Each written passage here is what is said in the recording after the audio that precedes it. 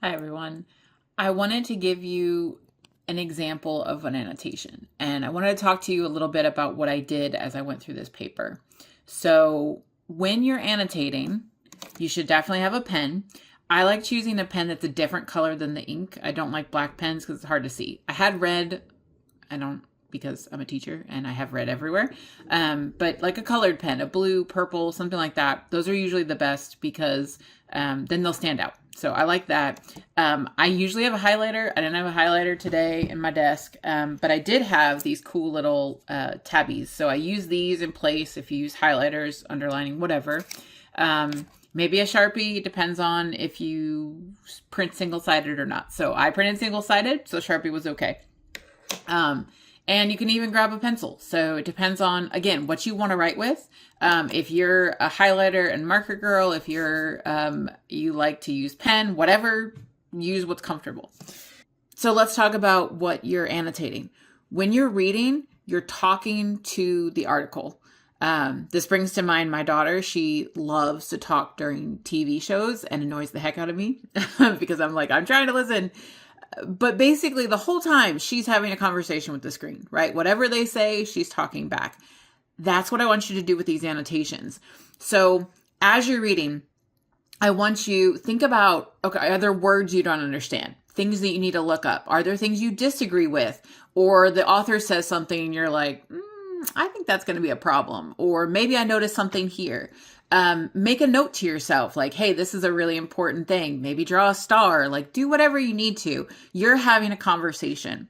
So let me show you some of my research that I just annotated.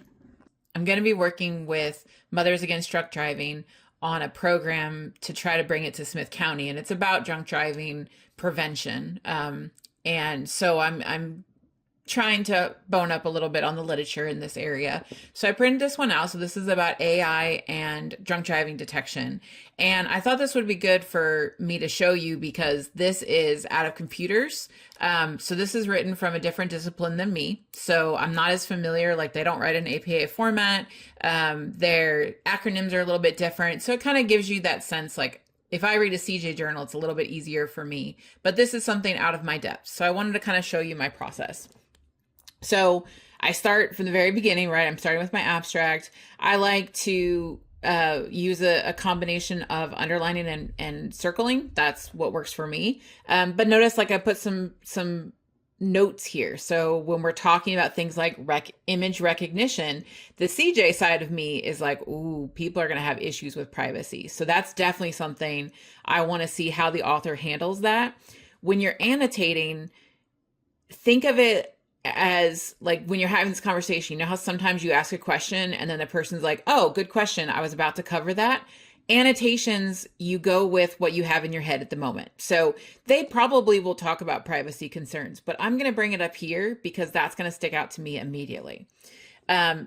You can make other points. So, right, like they're going from reactive systems to preventative systems. And I even wrote, like, how do we transition? Because that's a key thing, right? We want to prevent drunk driving altogether rather than just reacting when someone's already drunk driven. Here they have a stat. So they said 34% of deaths in the US are caused. And I can't tell from the way they have their sentence written, is this drunk driving causes 34% of deaths? Or is it that traffic accidents and fatalities cause 34%, and then drunk driving is a prevalent issue of that 34%? So that's something I want to look up, right? So I have, I can look at where they got this data from to check. Here I've got their goal, right? They want to prevent drunk driving. So I'm having this conversation. You can see it keeps going. So I'm noting like, look, they have this theory of planned behavior. And I first noted it and I said, okay, look this up because I have no idea what they're talking about. This is not in my vocabulary.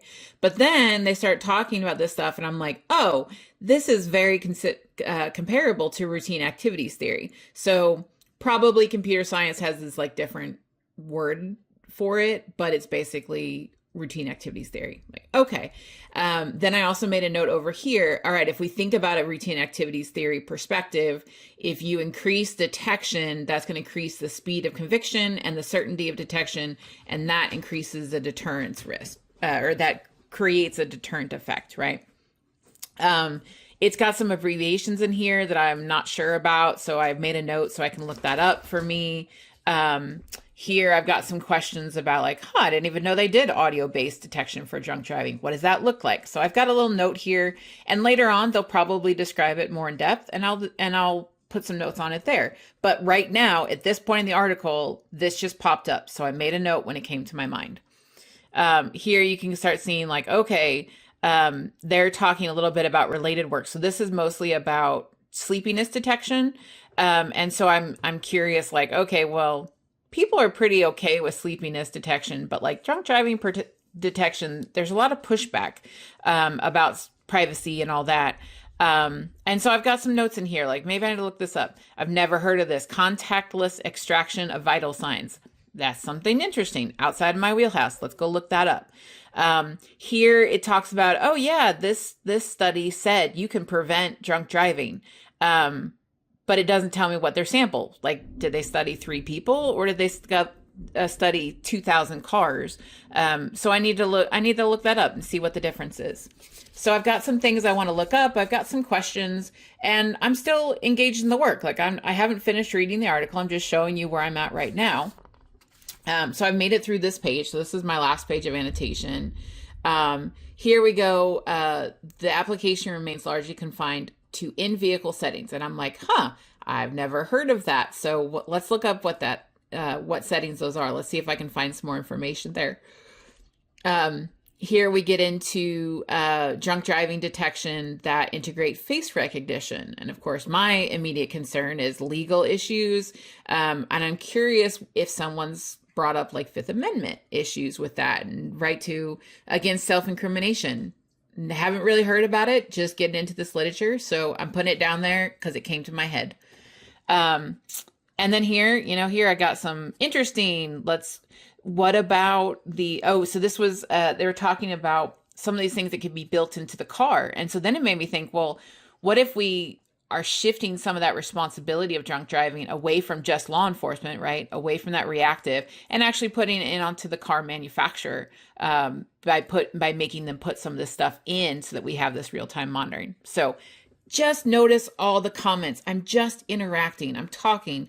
There's not answers yet here, but you can see I've read it. I've got some notes on the side. I give you an indication of what my thoughts are. And as I go through, I'm going to keep expanding that. So the point of this is to show that the article annotations is not trying to get the most out of it. There's no set, like you have to have 12 annotations or you have to underline certain things. You don't want to underline everything in the article, right? You don't want to do, that's kind of an undergraduate approach to reading a textbook where they're like, oh, well, this sentence is important. Oh, this sentence is too. Oh, this sentence is too. And next thing you know, the whole chapter's highlighted. I don't want you to do that. And annotations are more than just highlighting. Because you're not just highlighting the important information. You're asking questions. You're pushing back against what the author's saying. You're thinking all the questions and thoughts in your head. You're just taking them from your head and you're putting them down on paper. When I look through that, I can tell this person interacted with the article. And that's what this assignment is about. I don't want you to memorize the article. I don't need you to memorize everything that they said.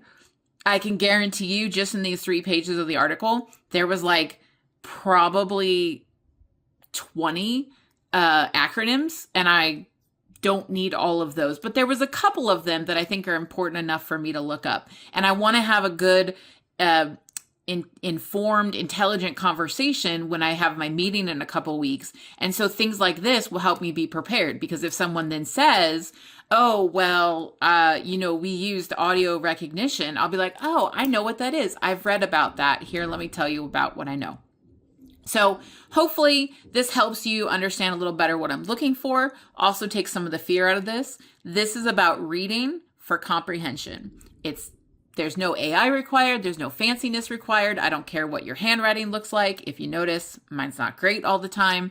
I can usually read it, but not necessarily always other people. And I write on top of the words and whatever I need to do because I'm interacting with the article. That's what I want to see this semester in the class. That's how I know that you'll have read what I want you to read. You'll have really thought about it, have critiqued it. And hopefully by the end of the semester, you'll feel a lot more confident, not only talking about corrections, but also just increasing your article annotation skills and your ability to think critically when you're reading research studies. So good luck with it. I hope this video has been of assistance, and I look forward to working with you this semester.